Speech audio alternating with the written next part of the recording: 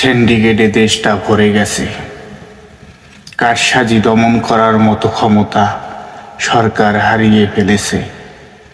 তাই কাঙালি কবি বলেছেন, হাটবাজারে দ্রব্য মূল্যের ঊর্ধ্বগতি, সংসারে জ্বলে উঠছে এক লাল বাতি।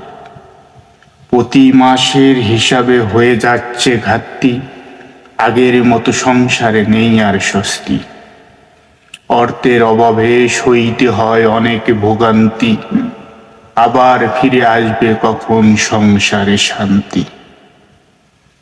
ছেলে মেয়ে বলে বাবা এনে দেবে বই খাতা, স্ত্রী বলে তুমি কি দেখেছো দোকানের বাকির খাতা।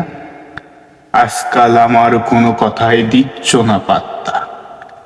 বাড়িওয়ালা শাসিয়ে বলেছে বকেয়া ভাড়া দিতে, না হলে সামনের মাসে বাসা ছেড়ে দিতে। তুমি কি পারো না তোমার বসকে বলতে তোমার বেতন বাড়াতে? কি বলবো সমাজে দিন মজুরের কথা, সমাজে লবণ কিনতে ফুরাইয়া যায় পান্তা। কে শুনবে অসহায় মানুষের কথা? পয়সা করি না থাকলে মেম্বার চেয়ারম্যানের কাছে নেই কোনো ব্যবস্থা। নেতারা সুযোগ পেলে মুখে বড় বড় স্বপ্ন দেখায়, বাস্তবে কিছুদিন পরে সবই ভুলে যায়। স্বপ্নের শহরে গরিবের বসবাস, বাস্তবের শহরে গরিবরা হয়ে যায় নিরাশ। অদম হাসু দেখিতেছেন আগামীর সর্বনাশ।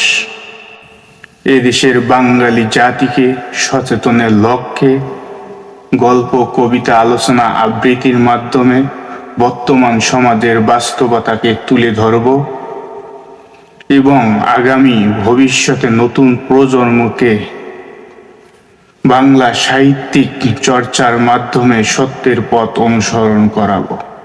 সেই লক্ষ্যে অকুলন্ত পরিশ্রম দিয়ে লিখে যাচ্ছি। আপনাদের মূল্যবান মন্তব্য অবশ্যই আমাকে কমেন্টস করে জানাবেন। চ্যানেলটাকে সাবস্ক্রাইব করে পাশে থাকবেন। ভালো থাকবেন, সুস্থ থাকবেন। সকলকেই ধন্যবাদ।